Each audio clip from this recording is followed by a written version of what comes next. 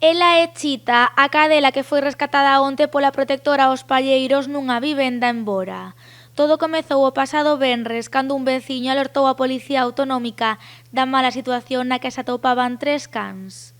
Había 3 perros, los 3 encadenados, 2 se quedaron allí, no nos los quisieron ceder, sí tenían como una caseta, pero la que nos trajimos nos la cedieron porque estaba en malas condiciones, de hecho estaba atada con una largadera, un cable de la luz, y no tenía ni agua, sí tenía comida, pero no tenía agua ni dónde resguardarse.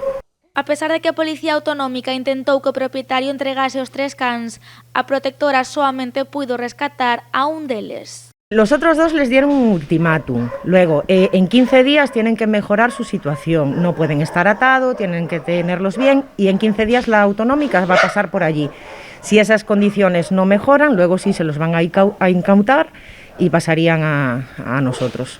Chita foi atopada nunhas pésimas condicións hixiénico-sanitarias, pero por sorte xa se recupera na protectora de Campañó.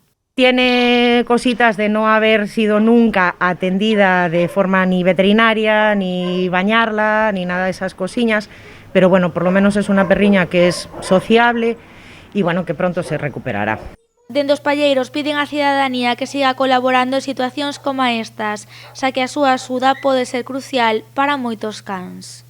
Es importantísimo, porque hay perros que realmente están en condiciones espantosas. Tenemos constancia de más casos que al final poco puedes hacer porque están en una propiedad privada, tienen dueño y no queda más que denunciar y que insistir. Pero ¿qué es eso? Que el simple hecho de que se denuncie, que la policía, ya sea la local, ya sea el Seprona, la autonómica, se persone allí y por lo menos obliguen a que esa gente los tenga bien o que nosotros nos tengamos que hacer cargo, para el perro es una nueva oportunidad.